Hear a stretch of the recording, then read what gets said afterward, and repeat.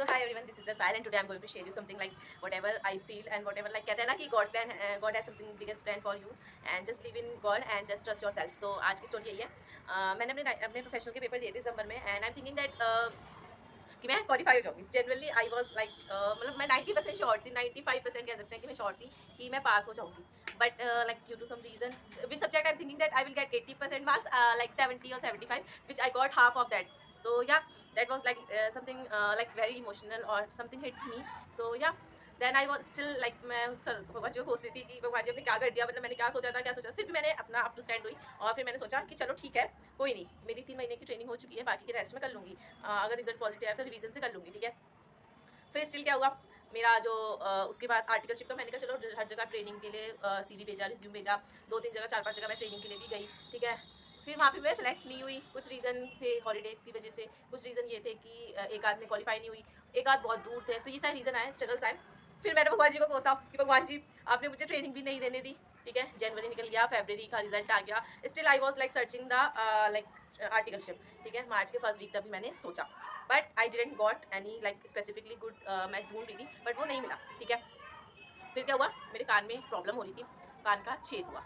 ठीक है, कान के में छेद है बहुत बड़ा, ऑपरेशन का छेद का पालू का ऑपरेशन हुआ, मैं उसमें स्टक थी. ठीक है, 15 to 20 डेज उसमें था, मैं लिटरली नहीं पढ़ पाई, मतलब आप कहोगे 1 आवर भी नहीं पढ़ पाई. ठीक है, अब अप्रैल में मेरे कान में जो है, कान में छेद है पर्दों में, उसका ऑपरेशन होगा. ठीक है, लाइक अप्रैल भी जाएगा, मार्च तो चला ही गया, अप्रैल भी चला गया.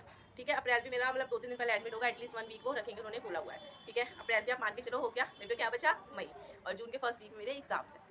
ठीक है, इफ़ आई लाइक मैं अगर मैं दूसरी तरीके से देखूँ कि अगर मैं चलो मैं पास हो जाती और आर्टिकलशिप स्टार्ट कर देती, तो ये जो मेरे कान का है वो तो होता ही, प्रॉब्लली होता ही जो है, क्योंकि पहले से कंडीशन चल रही थी.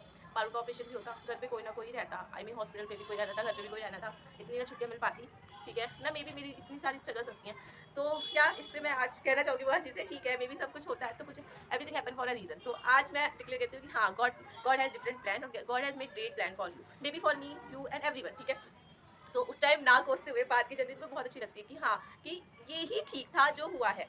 ठीक है, मे बी एग्जाम के भी मार्क्स अच्छे थे लिटरली. ठीक है, और मैं पास होने की कगार पे भी थी, बट पता नहीं क्या होता है, तो यूनिवर्स है something big plan for you. ठीक है, सो देखते हैं क्या होता है. नेक्स्ट टाइम तो देना ही है, I am still preparing for that one. मतलब कुछ टाइम मिल रहा है, कुछ नहीं मिल रहा, बट या I will definitely clear my exam, sure cross finger.